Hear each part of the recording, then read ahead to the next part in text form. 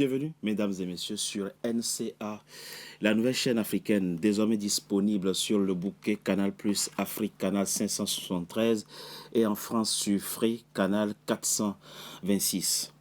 Il avait un rêve et une vision pour son pays.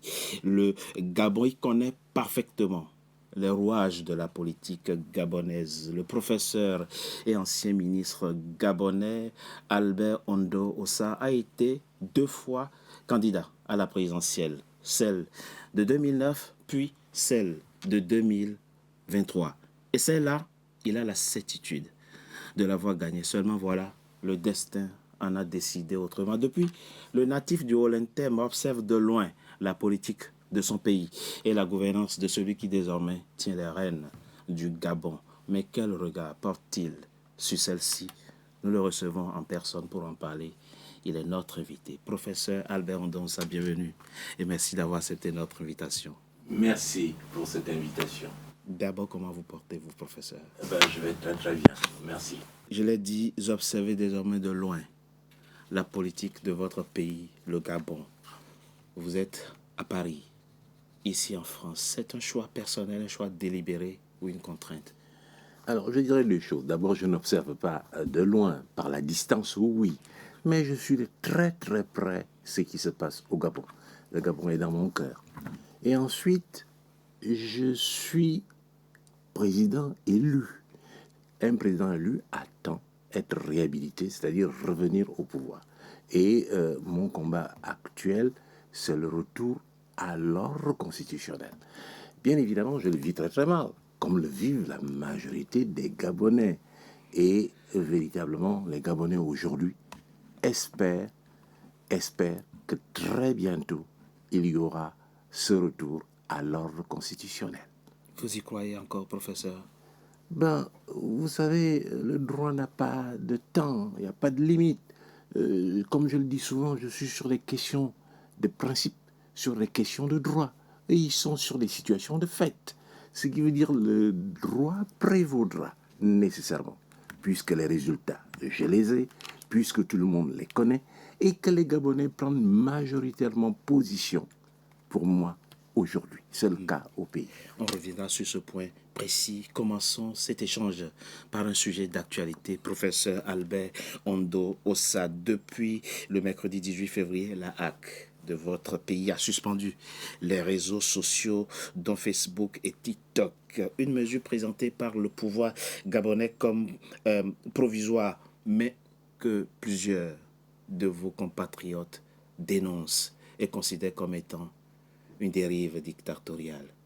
Quel est votre avis sur cette question? C'est assurément une dérive dictatoriale parce que la HAC est sous l'autorité directe du putschiste en chef. C'est comme cela que je l'appelle, Oligui Nguema. Il est putschiste en chef. Donc, c'est un pouvoir dictatorial par une constitution illégale. Il détient pratiquement tous les pouvoirs. Donc la HAC La constitution gabonaise actuelle est illégale? Elle est illégale parce que pour une constitution, pour qu'elle soit légale, oui, il faut qu'elle repose sur un texte. Or, le texte qui consacre l'élection présidentielle et la constitution, c'est un référendum. Oui, il y a eu référendum. Or, le référendum, bien évidemment, oui, c'est ce genre de consultation, c'est ce type de consultation qui requiert la majorité, une certaine majorité, la majorité qualifiée. Or, la constitution actuelle lors du référendum, le référendum n'a même pas eu la majorité absolue. On est au-delà de 80%, non? 80%. Ah non, ah non, ça c'est l'élection présidentielle. Mais la constitution n'a même pas eu la majorité absolue. Si elle n'a pas la majorité qualifiée, ce genre de texte, comme les lois organiques de l'Assemblée, doit avoir la majorité qualifiée. Donc elle a été rejetée par la constitution, par la population. Dès lors qu'elle est rejetée, tout ce qui repose sur ce référendum et sur cette constitution, tout cela est faux. Donc nous sommes dans le faux, cela procède du faux. Si mes souvenirs sont bons, il me semble que ce référendum, le oui l'avait emporté massivement. Les chiffres étaient truqués. Le oui ne l'a pas emporté massivement. Le oui n'atteignait même pas 51%. Cela veut dire même pas. Ils ont une majorité relative qui est de l'ordre de 35%. Et véritablement, ils n'ont pas eu la majorité qualifiée qui fait en sorte que le texte soit accepté. Donc, la Constitution, elle repose sur du faux. Effectivement, le référendum lui-même, il est faux. À partir de ce moment-là, tout ce qui est fait depuis lors est faux. Restons sur le sujet d'actualité, professeur Albert Ondo. Le pouvoir gabonais parle d'atteinte à la stabilité et à la sécurité du pays. Alors, je ne vois pas très très bien le rapport, parce que le pouvoir gabonais dit une chose et son contraire. On comprend bien, on ne comprend pas son implication. L'atteinte à la sécurité du pays, Oui. et comment les réseaux sociaux peuvent-ils porter atteinte à la sécurité d'un pays? Le pouvoir parle de recrudescence. Je vais utiliser les mots qu'utilise le pouvoir gabonais, professeur. Le pouvoir parle de recrudescence de contenu diffamatoire et une manipulation politique qui entrave la cohésion sociale sur les plateformes du groupe Meta. Alors, il y a deux éléments. Oui. D'abord, parler véritablement de déstabilisation. Non, c'est du faux. Pourquoi? Parce que sinon tous les pouvoirs du monde seraient déstabilisés. Trump, les réseaux sociaux le prennent à partie tous les jours. Il n'a pas pour autant stoppé les réseaux sociaux. Macron lui-même ici en France, il est pris à partie par les réseaux sociaux. Il n'a pas pour autant. C'est la manifestation de la dictature. En fait, c'est le pouvoir lui-même qui se sent menacé. Menacé par quoi? Par des révélations qui pourraient se faire et qui est l'expression démocratique qui est majoritaire parce que le pouvoir se sait à jamais minoritaire. Vous, président de la République gabonaise, vous n'auriez jamais dû encadrer l'exercice de la liberté d'expression sur les réseaux sociaux. Et là, ce n'est pas le président qui encadre. Nous avons deux méthodes d'encadrement dans un pays démocratique. Il y a le pouvoir judiciaire. Quelqu'un qui se sent lésé est en justice. Et la justice règle le problème. Ensuite, il y a la haute autorité qui est chargée de réguler. Oui. Mais elle ne régule pas les individus. Elle est chargée de réguler effectivement les organes de presse. Donc, c'est les deux outils de régulation qu'il y a dans un pays démocratique. Donc, quand on laisse de côté cela, et ce n'est ni plus ou moins que la dictature. Donc, quand il y a entorse à une loi, c'est au pouvoir judiciaire de s'en saisir. Quand il y a une entorse à une loi, oui, il faut véritablement, ça dépend de la loi. Si il faut saisir les autorités compétentes en la matière. Donc, ça peut être effectivement, c'est le pouvoir judiciaire généralement qui s'attaque à ce genre de problème.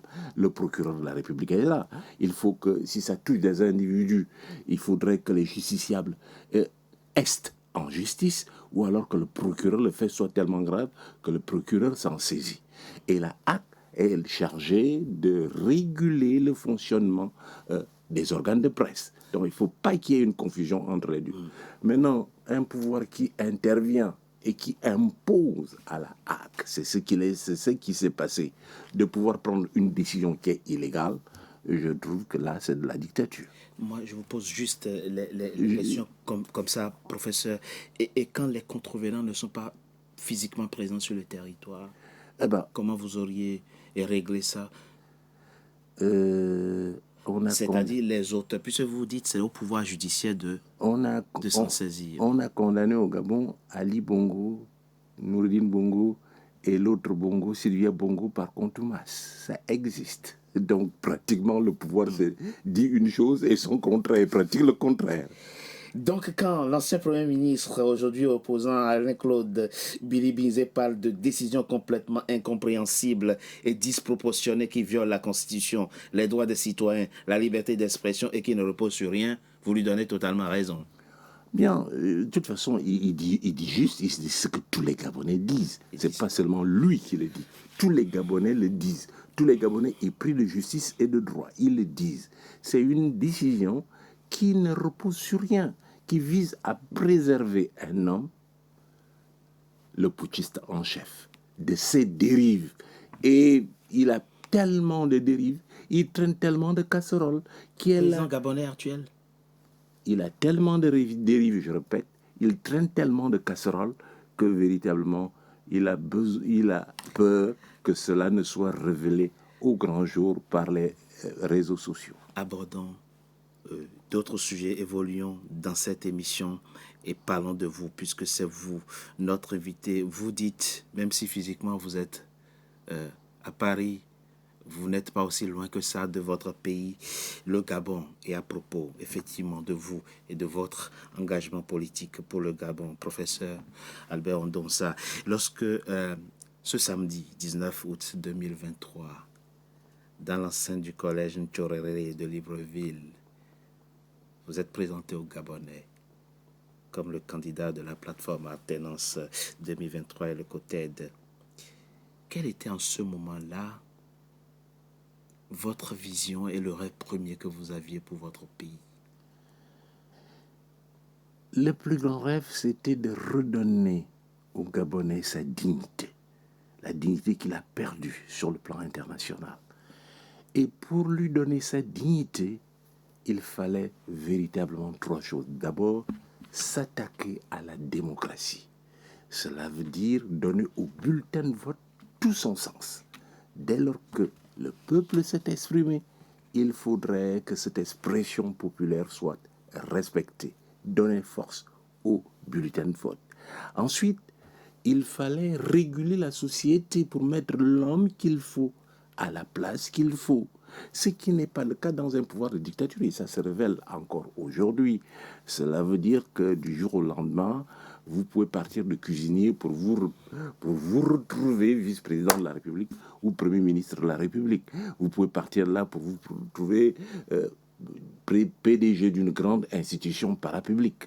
Donc, véritablement, l'homme qu'il faut à la place qu'il faut. Et redonner au travail sa valeur. Parce que 60 ans, on a vécu 60 ans où le travail n'avait pas sa valeur. Ceux qui travaillent, ils sont à la maison. C'est ceux qui ne travaillent pas, qui font oye qui soutient, c'est-à-dire effectivement le clientélisme politique. C'est eux qui ont pignon sur rue. C'est cela qu'il fallait véritablement évacuer pour avoir un Gabon nouveau qui fondé sur des véritables bases de développement d'un pays. D'abord la démocratie, ensuite la mise en œuvre d'un programme politique qui aurait fait en sorte que 3 mois après, le Gabonais commençait par sourire. Parce qu'au Gabon, il n'y a pas d'eau, il n'y a pas d'électricité pour l'un des pays les plus riches d'Afrique. Voilà le problème. L'homme qu'il faut, à la place qu'il faut. Dites-vous, professeur, voici ce que disait effectivement de vous, votre compatriote Mac Ona Essangui de l'ONG Brain Forest. C'est un intellectuel de haut vol. Quand on travaille avec lui, je le cite, on apprend beaucoup de choses. Albert est consensuel parce que c'est quelqu'un de déterminé. C'est un universitaire, c'est un expert, c'est une figure emblématique. C'est pour ça que tous les autres candidats l'ont choisi, lui. Et là, votre détermination était effectivement totale. Vous vouliez véritablement changer le Gabon. Elle l'est toujours. Elle n'a pas changé. Elle n'a pas changé. L'une des mesures phares. Professeur Albert Ondo Onsa, que vous mettiez en avant était effectivement de décentraliser le pouvoir. Vous disiez il faut accorder plus de pouvoir aux assemblées départementales, aux élus locaux, aux maires, aux chefs de regroupement, aux villages. Il faut que les Gabonais puissent prendre leur destin en main. Ce n'est pas le cas aujourd'hui. Ce n'est pas le cas. C'est ce qu'on appelle la démocratie participative. Ce n'est pas le cas. Nous avons un roi qui est à la tête de l'État, qui a changé notre constitution, qui n'est plus... Le Gabon n'est plus une république, mais une royauté, où tous les pouvoirs sont consacrés dans les mêmes mains. Il a à la fois président, premier ministre, ministre, etc. etc. Donc, voilà pourquoi moi, je ne critique jamais l'entourage. C'est lui, c'est sur lui que je mets, effectivement, j'oriente toutes mes critiques, parce que c'est lui qui a concentré tous les pouvoirs. Le Gabon, en moins d'1 an, est parti d'un État relativement démocratique à... Le Gabon d'aujourd'hui est moins démocratique que sous les Bongo. Bien évidemment. Par quoi juge-t-on la démocratie? Prenons le texte. Si nous regardons la Constitution de 91, c'est la Constitution qui a été consensuelle. Toutes les forces politiques étaient d'accord pour cette Constitution. Ali Bongo, pour les besoins de la cause, l'a modifiée à plusieurs reprises, mais pas dans ses fondamentaux, juste pour se maintenir au pouvoir. Mais lui, il a mis cette Constitution de côté, il est parti sur du faux, avec un faux référendum, une fausse élection. Et il a mis une Constitution où il est le roi de tout. Il décide de tout. Il n'y a pas de Premier ministre, il n'y a même pas de ministre. Les ministres qui sont là sont des factotums et toutes les institutions sont à sa solde. Il a nommé les membres du Parlement parce que précisément, aussi bien le Sénat que les députés, il les nomme, il désigne qui est candidat, il désigne qui n'est pas candidat, il décide effectivement de ceux qui sont les responsables de bureau de vote. Dans ces conditions, vous atteignez même les 100%.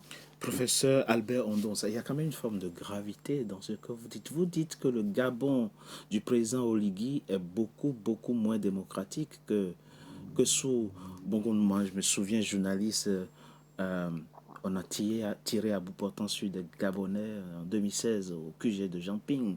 Le président Oligui a-t-il déjà tiré sur quelqu'un, sur un Gabonais? Ah ben si. Ah, il a déjà tué Ah des ben Gabonais? si. Ah ben si. Ah ben si. À quelle Depuis occasion? lors, il y a beaucoup de personnes décédées, il y a des militaires décédés, il y a des procès qui n'ont pas été tenus. Il est coupable de cela. Et puis, du temps d'Ali, Oui. quel rôle jouait-il? Où était-il? C'est lui qui était chargé des renseignements généraux. Et les renseignements généraux, c'est eux qui parlent à l'oreille du pouvoir, dont il n'a jamais changé de place. C'est un tortionnaire, il a toujours été. Et il y a des dossiers qui existent, en tout cas moi, j'en ai certains, sinon beaucoup. Et Des dossiers qui existent bien sûr, et qui compromettraient le absolument, président Brice absolument, Clotaire Oligui Nguema. bien sûr. Vous êtes en train de nous expliquer, professeur Albert Ondonsa, que le président gabonais actuel est le continuum empire du président Bongo.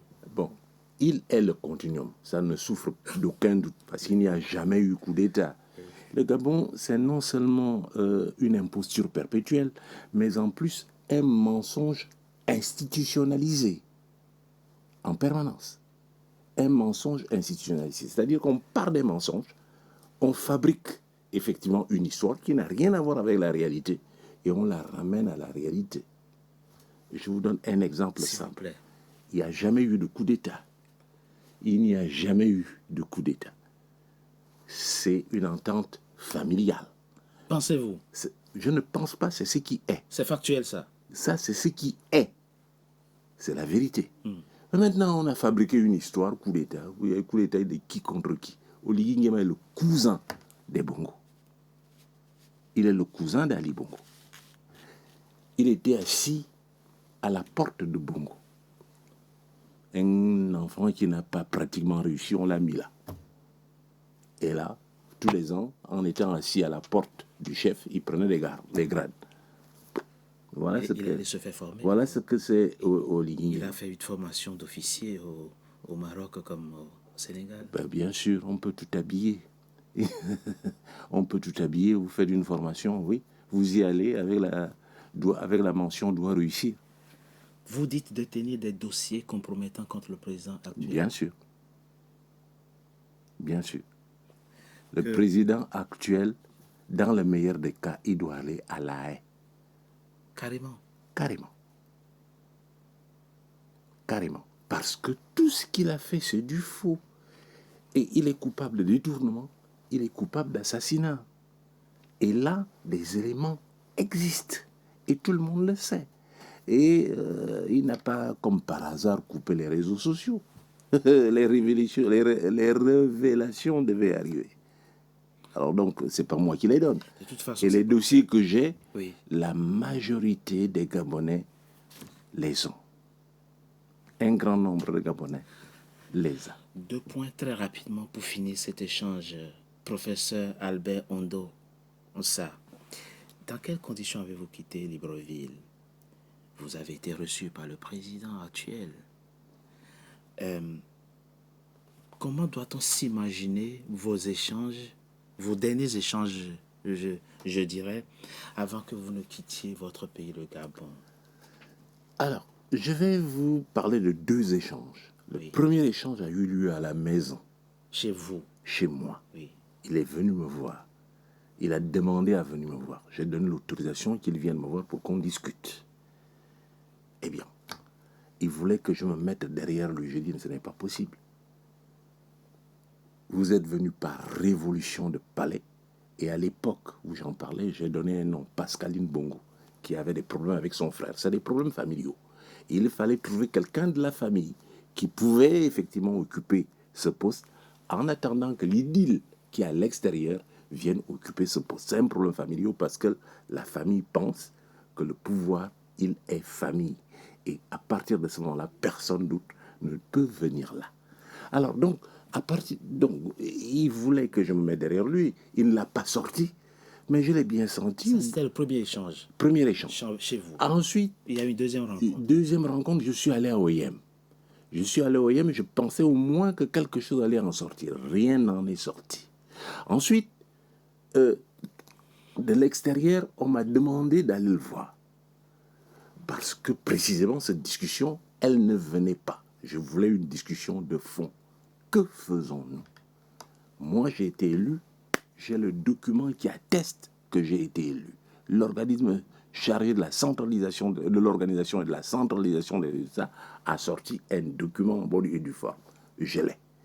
Et l'a donné, l'a envoyé, a fait une notification au président Ali, à son épouse et au chef de la garde républicaine qui était Oligui Nguema. Tout le monde a ce papier. La majorité des Gabonais qui ont pignon sur du long, dont j'ai ces résultats. Ça ne souffre. Il ne restait plus qu'une chose, c'est que les résultats soient confirmés par la Cour constitutionnelle. C'est là que 5 ressortissants du Haut-Togo se sont réunis pour dire qu'on ne peut pas accepter que le pouvoir nous échappe. On ne peut pas accepter qu'Albert Ondosa vienne au pouvoir. Et là, certains qui disaient, bon, on va le laisser puisque les résultats sont connus, mais on va le trucider, lui mettre une balle dans la tête, et de toute façon, c'est nous qui avons les armes. Et d'autres qui disaient, mais non, fonctionnons autrement. Et ils ont décidé de la révolution de Palais. Il n'y a jamais eu coup d'État. Coup d'État qui contre qui? S'il y a eu coup d'État, c'est contre Ondosa. Et la famille savait, avait déjà pris fait et cause pour le départ d'Ali. En tout cas, sa sœur ne voulait plus qu'Ali soit là pour des conflits familiaux qui n'ont rien à voir avec le Gabon et les avec Gabonais. le Gabon et les Gabonais. Voilà la réalité. Donc à partir de ce moment, on a bâti une histoire. On a essayé de faire des justifications a posteriori. Et moi, je suis là pour rétablir la vérité parce que j'ai été élu sur la base de la vérité. On comprend de vos propos, professeur Albert Ondonsa, qu'il y a des ressorts ethniques et régionalistes dans le fait que vous indiquiez qu'on vous a pris le pouvoir et arraché votre victoire. Oui, je ne dirais pas ethnique, c'est familial. Les ressortissants du Haut-Togo, les 5, sont parents. Oui, mais le Haut-Togo, il n'y a pas que la famille. Ils sont ressortissants du Haut-Togo, mais tous les ressortissants du Haut-Togo ne sont pas partie prenante. Je vais vous donner une indication. Oui. À Okonja, ville du Haut-Togo, j'ai été plus élu que je n'ai été élu dans mon propre village. Alors donc, précisément, j'ai été plus élu à Okonja qu'à Minvoul. Donc, véritablement, ce n'est pas en ces termes-là que ça se pose. Ça se pose en termes de famille et des gens qui ne veulent pas perdre leurs intérêts. C'est quand même 17% du pétrole qu'ils ramassent, c'est 17% du bois, c'est 17% du manganèse et 17% des autres ressources. À partir de ce moment-là, c'est ce qu'ils défendent. Et ils sont prêts à le défendre. Mais j'ai dit que le Gabon n'appartient pas à une famille. Le Gabon n'appartient pas à une famille. Et à cette deuxième rencontre, ce que vous auriez souhaité, c'est que ce soit plutôt lui qui se mette derrière vous et qui vous donne le pouvoir à ce moment-là. Bien évidemment, c'est ça qui était normal. Maintenant, moi, je l'entendais.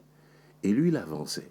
La particularité de ce monsieur, et je n'aime pas parler, me focaliser sur des individus, c'est qu'il n'est pas stable dans la tête. Vous passez 15 minutes de conversation, il parle pendant 12 minutes. Je vous laisse la responsabilité. Je le dis, j'assume ce que je dis. Il est une institution aujourd'hui, on lui doit le respect. Non, attendu. il n'est pas une institution, il est une institution par défaut.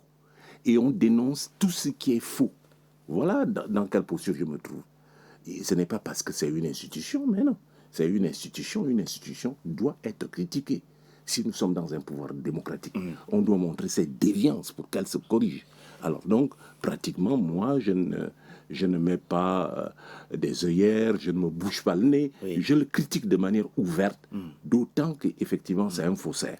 Il a pris là encore, je vous laisse la responsabilité. Bien évidemment, j'assume ce que je dis. Moi, je ne suis pas quelqu'un qui... tous les Gabonais me connaissent. Moi, je ne suis pas quelqu'un qui fait dans la dentelle. Je dis les choses telles qu'elles se posent. Sauf que je ne mens jamais.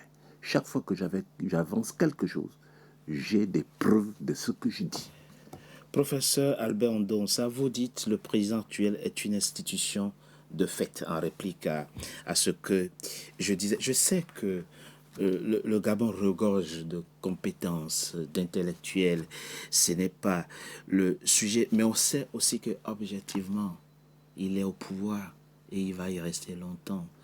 Est-ce que ce n'est pas finalement un gâchis que le professeur Albert Ondonsa, qui a tant d'idées, qui a de grandes idées pour son pays, le Gabon, soit comme ça contraint à l'étranger, enfin, je ne vais pas parler des îles, mais contraint de vivre à l'étranger, loin de son Gabon natal, alors qu'on aurait pu bénéficier de ses compétences. Alors, le problème, c'est que moi, nous étions alternants 2023.